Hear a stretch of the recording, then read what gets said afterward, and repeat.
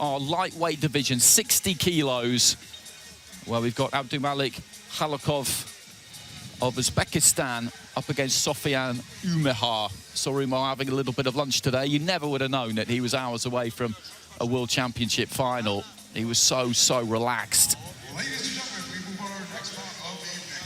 Bout number 487 on 4087. It's section 3-minute rounds in a lightweight match. Your 5 judges representing you tonight ringside are from Sri Lanka, Ukraine, Algeria, Korea, and Italy. With the official referee in charge of tonight's action, representing Canada, it's referee Frank Leon. And now, ladies and gentlemen, please put your hands together and bring our first into the ring. Fighting on the right corner, representing Uzbekistan, it's Abdumalik Halakov. Well, here comes Halakov of Uzbekistan. Had a walkover in his semi-final against Ali Al-Shabak, so he's had a couple of days off in a row. He's been over your way. What have you made of him? He has been electric. Abdumalik Halakov, incredibly athletic, very disciplined in his approach, capable of boxing out of either stance.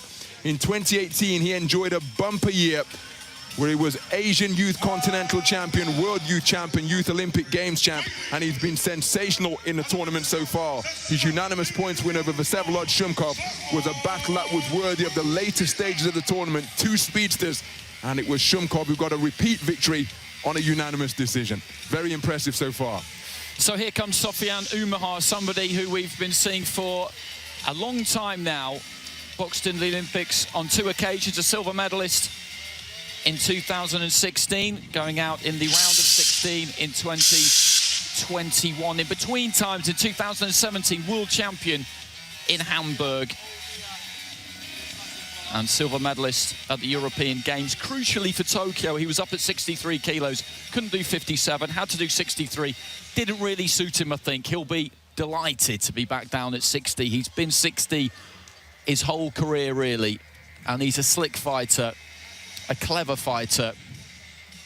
Got past Alexi De La Cruz of Dominican Republic, who's had a good tournament in the semi-finals. And has never really been overextended by anyone so far. He's used all of that experience, used all of that know-how. Halakov looks a little bit tense, maybe. Broad smile on his face there, though. Of the two, Umehar looks a touch looser, but you would expect that, really.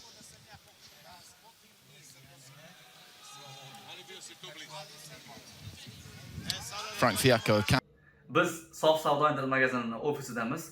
Mana bu ko'rib turgan mahsulotlaringizni har bittasini Moskva, Sankt-Peterburgdan ofislarimiz olishingiz mumkin. Dastavkamiz 1 soatda, O'zbekistonda esa 1 kunda amalga oshiriladi. Endi qolaversa boshqa shahar, boshqa davlatlardagi pochtalaringiz imенно shu ko'rinishda yetib boradi. Ko'rib turibsiz, har bitta mahsulotni upakovka qilayotganda vizitkalarimiz bo'ladi обязательно. Solib upakovka qilib, xuddi shu ko'rinishga keladi-da, pochtangiz 1 kunda yetib keladi. 3 kun, 4 kunda posilkani qabul qilib olishingiz mumkin. Bemalol zakaz qilishingiz mumkin. Videoning ostida nomerlarimiz qoldiramiz, operatorlarimiz javob berishadi. Canada with the final instructions. So Halakov in red, Kazakhstan. Umehar, France in the blue. Gold medals so far for Kazakhstan and Japan. Halakov quickly to the center of the ring. Looks for that right hand to the body. Flicking that jab up from the waist. Umehar very good at just pulling back out of distance. I think the second jab there from the Uzbek did manage to get through. What Umehar does very efficiently is just hinge forward at the waist. He offers that head. It makes it look like it's in range, that his balance is on the front foot, when in fact it's nice and evenly spread. As I said, just hinging forward. He can leave that head in and then just pull it back very quick. And he'll need to, because Halakov has got a sharp jab on him. Lead left hand there from Umehar, followed by right. He throws that kind of rapid 1-2. Both of those two landed into the second minute almost of the first round. Right hand aimed there by Halakov. You see him with those low gloves, just ready to pounce. There's a good combination. Jab to the body right up top. landing just a split second after each other, looking for the uppercut on the inside. And this is a good battle between two fighters who have got excellent reflexes, good upper body movement, landing punches here. It's going to be hard. They'll be at an absolute premium. Halakov with a good combination there. And he's dictating terms at the minute. Umahar is fine boxing off the back foot. He will give that ground. He'll concede it voluntarily most of the time. He'll prefer his opponent coming onto him. But you just get the feeling here that Halakov is the one setting the agenda. He's doing more what he wants to do rather than the other way around. Again, the right hand there from Halakov, I don't think quite got through that time. Just blocked off by the guard. Jab, lead hand there from the fighter in red.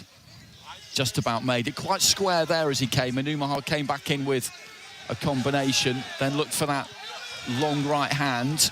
And again, look at the upper body movement in there at close quarters. It's like watching something out of the Matrix at times. These two just able to tilt back from the waist, employ that lateral movement, which is extremely taxing, physically very, very tiring. Heading towards the final 30 seconds.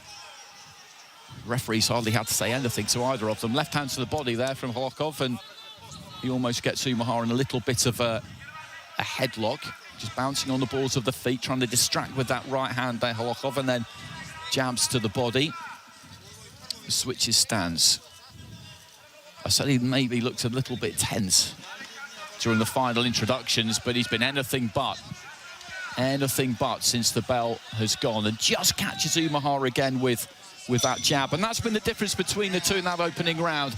He's just managed to find that fractional adjustment of distance and reaction, and Umahar maybe quite hasn't.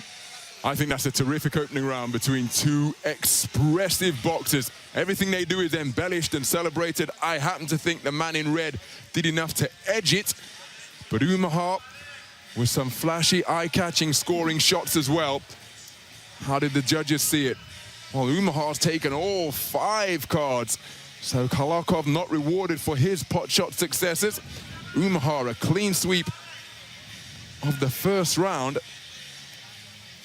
in a round where I thought both boxers enjoyed a fair degree of success, as evidenced by the replay sequences we're seeing. I think he's unlucky there, Halakov. I said at the end of the round that I thought he'd won that round. That I thought that he was the one really who was dictating terms. If either one of them it was tight, but I think he's unlucky there not to get anything. And he's trying to come out here more aggressive, looking for that jab. But I think he was confident in what he was doing in round number 1. The bootlace has come undone. So the Uzbek corner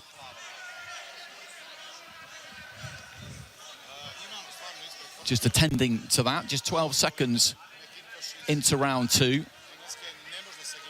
And at the start of the round, he's come out nice and quick, looking to try and throw that 1-2. Jab to the body, stiff jab to the body. And there's not quite as much movement now from Halakov. He's looking to sit down on those punches slightly more.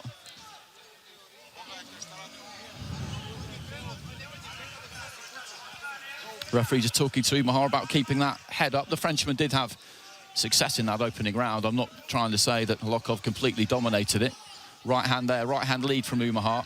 And there's a nice jab from the Frenchman as well. Just backing up towards the ropes. As I say, he will give that ground voluntarily. That's where he really likes to be. Good left hand to the body there again from Umahar as he just moves off, and then a left hand into the chest.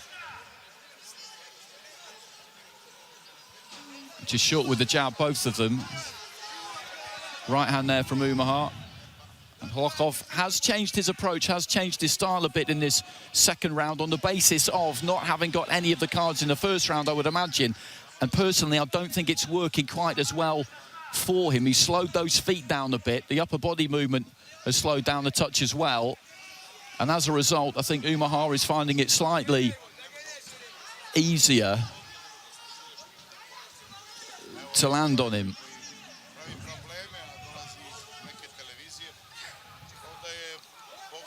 So just past the midway point of the round.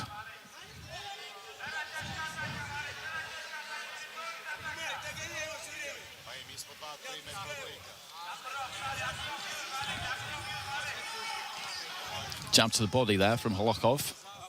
Umahar just waving those gloves, a studying concentration there as again he just creeps back, looking to give himself slightly enough room. An elaborate kind of hitch kick there in the centre of the ring from Halakov, and that's the kind of thing we haven't really seen in the first couple of minutes of the round. Again, this is tight. Umahar just standing rock solid in the middle of the ring there. There's that rapid 1-2. He's got very quick hands. Right hand again there from the Frenchman, a kind of rapier-like shot. Remember, Umahar took it with all 5 judges in that first round. And there are those quick hands again. The French corner. Well, this time it's them who will have to get that boot lace tied. I'm just looking at the Uzbek corner away to our right-hand side. There's a lot of urgency in there. They're looking for the right hand from him, I think, is the communication there. Final 20 seconds of the round, and I do think he needs a good finish to the round here. Halakov. There's the jab from him, but Umahar just working on the inside, and the referee had given the call to stop. Umahar indicating to Halakov that he hadn't really heard it. As we go through into the final few seconds, right hand off the ropes there from Umahar, and I think on the basis of the scoring of the first, he did change what he was doing there, Halakov, and I don't think it worked quite as well for him. We'll see with the judges. Indeed, my impression was that Umahar did enough to take that second round. Remember, he took the first round unanimously, and he's taken the second round in the exact same fashion. Credit to Halakov by trying to implement a change after conceding the first round for all of the judges. But he's got a real difficult task now going into the third and final round, because he's 20 points to 18 down for all of the scoring judges. And again, Umahar so experienced.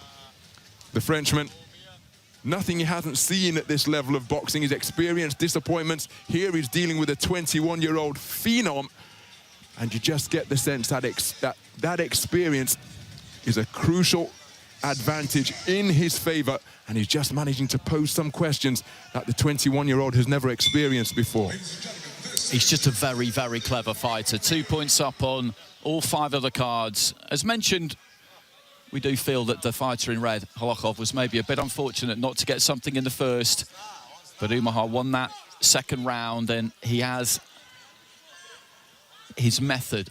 He boxes the same way, really, whatever comes at him, because it's worked so well for him. As I said, right at the very start of the coverage, he trusts it.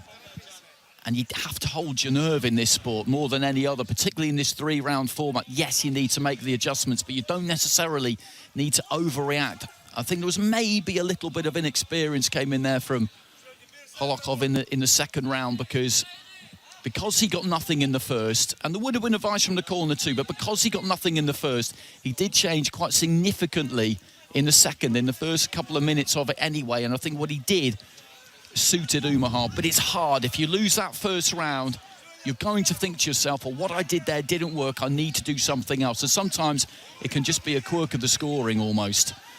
So a minute down in round 3, Halakov just setting his feet there, digging those toes in and trying to plant that left hand to the body. Umahar with a big kind of flighty left on the move, and the feet clashed and down he went. I said it in the first round, but what's been really good about this too is that our man in the middle there, Frank Fiacos, barely had to say a word. Barely got involved in this at all. It's flowed well, this fight. Midway through the round, Umahar switches those feet quick and then looks to try and throw a right hand over the top.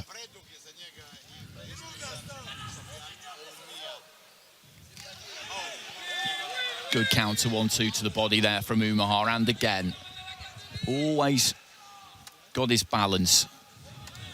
When he's looking to avoid punches, he's able to throw on the move from unusual angles, but he's actually set and punching off a solid base a lot more than you might think. There's some smoke and mirrors with him at times, but the fundamentals, the basics are good. He got caught by a left hand there, as they would have to be for somebody who's got to the level that he's got to. Maybe a little clash of heads on the inside there. Umahar just had a quick check of that nose. I think it's fair to say he doesn't have the ideal boxer's nose, Sofiane Umahar. Reminds us of an old colleague of ours, Carl Froch, in appearance from back in the day. Into the final 20 seconds, and he's on his way to a second World Championship gold here. 4 years apart. Triumphed in Hamburg in 2017, and he's going to do exactly the same in 2021 in Belgrade. Both times in the 60-kilo category. He raises the glove there, big smile on his face. That is what he came here for. He came here for the gold medal. He would have been one of the favourites from the beginning, Ron, because of his pedigree and because he was back down at 60 rather than up at 63, which he was during the Olympics. And he's delivered on it. He most certainly has, and he delivered very impressively as well. But let's give credit to Abdumalik Halakov in his first World Championships, the man from Tashkent. Brilliant series of displays. And remember, in 2 years' time, the World Championships will be in his home city. He's going to be considerably better by that point. But today belongs to the man who is shedding tears of joy, Sofiane Oumahar, after that silver medal in the Olympic Games where he lost to Roberto Conceição. Went on the following year to claim global success. And then Kishon Davis proved to have his number, accounting for him in Yekaterinburg and in the Olympic Games, as Andy said, up at 63 kilograms. But here in Belgrade, he's got it right, and he's on top of the world once again. A very good performance, and this confirmation, well, one wonders what reaction is going to bring. Ladies and gentlemen, upcoming three-minute rounds in a lightweight matchup. All your judges have ruled in favor of your winner by point, declared by unanimous decision. To the blue corner, from France, it's Oumahar. Well, there come the tears for Oumahar, and it's very much understandable. He's got it 3 rounds to 0 with all 5 of the judges there. As you say, Halakov brought a good fight. A touch unfortunate not to get something in that opening round, certainly we thought, but rounds 2 and 3 were Oumahar's. And he's just a very happy, smiley presence around the place as well. He's a really good ambassador for the sport of boxing and for his country and his community. And the kind of fighter that, I don't know, secretly you do sort of pull for a bit, because he just does everything the right way. And we talk a lot about integrity in this sport. We talk a lot about code and kind of honour amongst fighters and what a brotherhood it is. And he's a very, very popular athlete within the AIBA boxing world, and he's now a 2-time world champion. Not many people can say that. And it's just that lightning one too that really is his trademark. He throws that